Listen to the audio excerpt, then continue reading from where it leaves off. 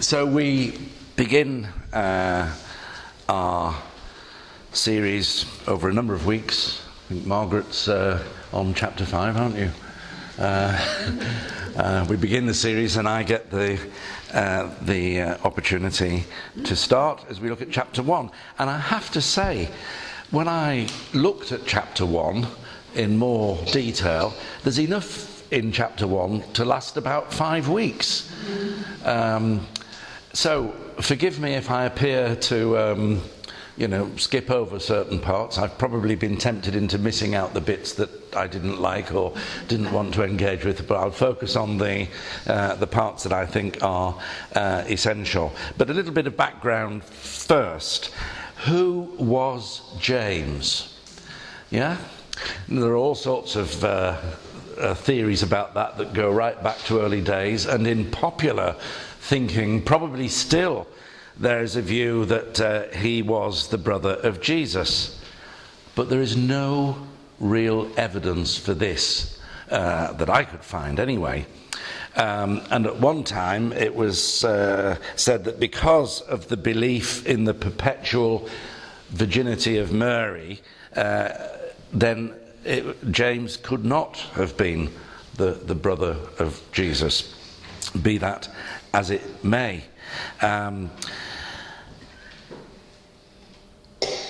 So other scholars have suggested, and I think this is, well, for me, it connects that actually the letter of James was written under a pseudonym. And all we actually know about James, and this is the important bit, I think, and it's there in the first verse or two that Sarah read, is that he describes himself as a servant of God and of the Lord. He does not profess any family relationship to Jesus. Now, the Protestant reformer, does anyone know who that is? That's him, Luther. Sorry, I shouldn't do this. The Protestant reformer Martin Luther did make a comment about the book of James. Does anyone remember what that is? He didn't think much of it. He didn't. That's right. A light strawy epistle. That's right. An epistle of straw.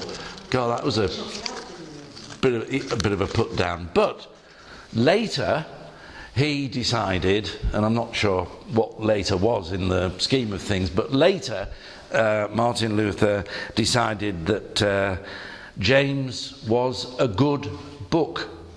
And so he describes it as such, and as he cites it as authoritative teaching from God. It was John Henry Newman said to live is to change, and we all need to take that on board. So Martin Luther obviously changed in terms of how he looked at that. So who was James? And I think probably it was written under a pseudonym. James is a fairly common name, and the idea that he was related to Jesus, there's little evidence for that. So then we get to the next question in the background. When was it written? And in a way, I don't want to get too bogged down in this. Now, some scholars have said that the epistle was written in the early 1st or early 2nd century. And in chapter 5, which Margaret is going to address, I won't get too much into this, but there is that verse in chapter 5 where James refers to the elders being required to go and pray with the sick and anoint them with oil. And of course, that is a tradition which is still part of church practice, and a very moving and important one in a pastoral context, the anointing with oil. And this verse suggests a structure of the church, the elders, who would go and pray with the sick and anoint them. So that would perhaps place the letter in a Christian community which would have been in place, some would say, before Paul's letters. Others would take a different view. And does it matter?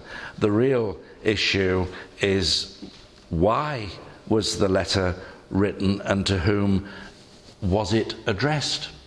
And right at the beginning is the answer.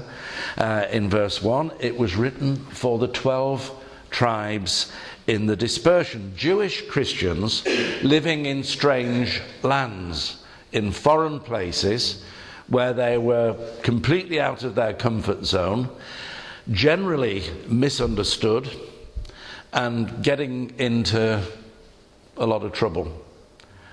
And we can think of that in today's contemporary world, where those from other lands have found themselves transported to strange places and seeking to make sense of that. So that was the context in which James wrote his letter, and it was addressed to those Jewish Christians living in that situation. And also at a time of turmoil and violence in Palestine. Well, looking at Jan, again, topical. So maybe one of the ways in which we can look at at James, and in this first chapter particularly, it is a message of hope for those struggling to hold on to their faith without leaders and without teachers to guide them, because they were in strange places. All the familiar support was no longer there. So James was, if you like, offering them a concise how-to guide on what faith should do for them in the situation they found themselves. And he was aware that people were facing hardship and struggles of an enormous nature, and that their faith would be tested. And there is that verse where it talks about, is it in your, I can't remember it now, in your trials. Endurance, yeah, too, yeah, because you know the testing faith produces endurance. Yeah, it's a bit of a tough verse, that, because I think we need to, me speaking personally, be careful how we apply it. We have to remember that James was writing to a community of Jewish Christians in a particular context. And I have come across some dodgy sermons and dodgy interpretations of that verse where it can be used to anyone who's at the sharp end of human experience. And I think that would be a complete misuse of that text. I recall some years ago being asked to review a book that was about pastoral ministry, and there was a little case study in it, and it's always stuck in my mind, about the hospital chaplain standing alongside a couple whose child had died. And you wouldn't go to that text in James and say, but in your trials there is joy, would you? And the chaplain was asked in a very aggressive way by the grieving parents, why? And he could only feel his inadequacy and the fact that he didn't have an answer. And as the little case study said, he replied, I don't know. And he went away feeling rather inadequate. But a week or two later, as the case study goes, he receives a note from the parents saying, thank you for your helpful words. Interesting. So at the end of the day, it is about standing alongside people in their struggle and exercising the capacity to be able to share, if you like, our vulnerability with those who are vulnerable. That's what the chaplain in that situation was doing.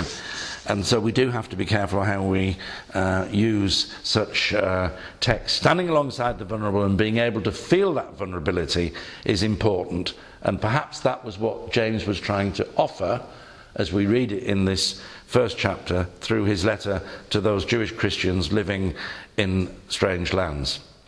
He does go on to talk about the importance of material things. Not time to go into that in any detail, but perhaps just this. Christian faith of all traditions should challenge our attitudes to wealth, status, ambition, and politics. What does our faith say to us about our response and attitude to those things. So, and then this, for me, it follows in my mind. It might not follow to you, but I feel that the core message of James' letter, and as set out in this first chapter, reminds us that a spirituality that is exclusively devotional or exclusively intellectual is flawed. And James goes on to exhort everyone to fight poverty, caring for the poor in practical ways, still highly applicable today. And in verse 22, he says, "Be doers of the word and not merely hearers." He insists that religion, faith, must be morally energetic and socially redemptive. What we believe must affect what we do. It's easy to say that. Trying to work out what that is perhaps is difficult. In verse 27, he talks about religion that is pure and undefiled before God the Father, to care for the orphans and widows in their distress. And then there's this bit, which I find rather difficult, to keep oneself unstained by the world. That sounds like a bit of a tall order. Are you all unstained by the world? I don't think I am. And I'm not sure that it's possible to be unstained by the world if we live in it and exercise our Christian discipleship there. So that might be something to ponder. But James does make a plea for what we might consider a balanced spirituality, not just hearers of the word, but be doers of it. Now, if I might be forgiven for drawing upon some of my Methodist background for a moment, the Anglican priest, the Reverend John Wesley, is something of an example of this. He went to visit the asylums, the prisons, the miners in Cornwall. And alongside that, the Methodist movement was very much about, and it was happening in other parts of the church as well. I'm not saying it was only happening here. But the Methodist movement was an example of trying to bring together spiritual practice with action. And get this is a bit scary. John Wesley, this bit's good. He established a refuge for destitute children and a dispensary for people who were sick. He even wrote a book called Primitive Physic. I underline the word primitive. And you can actually, if you were so minded, and were stuck for what to do on an afternoon, Google it up. But would you believe, in 1747, I had this for a bit of light touch really, he invented electroconvulsive therapy. Fortunately, that's not used anymore, is it? But in 1747, it is still used. Oh, goodness me. Well, he bears a great responsibility. In 1747, he did that. He also said many other things, that drinking coffee and tea was extremely unhelpful. He was, by the way, an expert on good claret, which I'm quite pleased about. But probably water wasn't very good in those days, and that was why tea and coffee was not so beneficial. He even, amongst his suggested cures, there's this one, and this is the title he used, not one we would use today. Lunacy. Rub the head several times a day with vinegar. I would not recommend that cure, but however, so attempts to bring a balanced spirituality to work, along with hearing and doing, are not always as straightforward as we might think. And this morning, listening to Radio 2, I'm going to put another plug in for Radio 2. God bless Radio 4, but Radio 2. Sorry. This morning on Radio 2, the Reverend David Tomlinson Did you hear it? Who is in St Luke's Holloway? Yeah, part of North London, I remember. He wrote a book a while back. Barbara's ordered it from Amazon as she heard him speaking. The book is How to Be a Bad Christian and a Better Human Being. Thought-provoking. You read it? Good. And there's another one coming out, apparently, that it is The Bad Christian Manifesto he's working on. The Bad Christian Manifesto, Reinventing God and Other Modest Proposals. I mean, I see this, you might think I'm wrong, but I see this as attempts to, in our day, bring into practice this balanced spirituality, which I think James in his day was addressing to those Jewish Christians. And then I came across something else that's happening. In November, a conference at Coventry, and I've written it down somewhere if I can find it, a conference at Coventry that a number of churches are engaging in bringing together, and it is this, with an eye on the general election in 2015. The conference is this. This is the title of it: Love your neighbour, think, pray and vote. And the keynote address is to be given by the Archbishop of Canterbury. So again, perhaps another example of how the church is seeking to get to grips with this need for a balanced spirituality in the spirit of James' letter. I'll conclude because time has gone on, but just this, like Sarah, I used to work for NCH and spent a lot of my time within the wider world of the church promoting the work of NCH, or Action for Children as it's now called, a UK children's charity, speaking about the needs of vulnerable children and young people and families. And there were times when I was met with the response from people that said, well, you only do social work. So they were tending to write it off. They hadn't read the letter of James, is the point that I wish to make. A plea for a balanced spirituality, a spirituality that is not exclusively devotional or exclusively intellectual. I'll resist the temptation to continue longer, so here endeth. But just to say the questions, and there's probably not time to think of them now, but the question is, how do we achieve that balanced spirituality? How do we achieve being unstained by the world, which I think is really not very possible.